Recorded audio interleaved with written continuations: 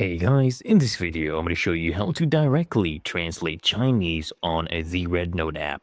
Really easy and simple. For example, let me choose a post, this one right here. Let's find some Chinese text. I'm going to go to the comments. Alright, we have some Chinese text going on right here. So I'm going to take a screenshot of this.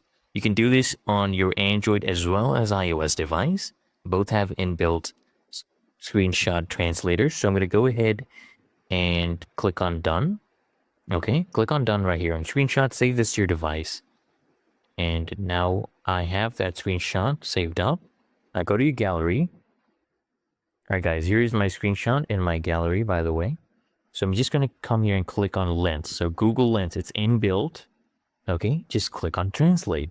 And as you can see right here, guys, you have translated the Chinese to English or any other language. You can come here and choose any other language you would like it to translate to. It's really that easy and simple, guys.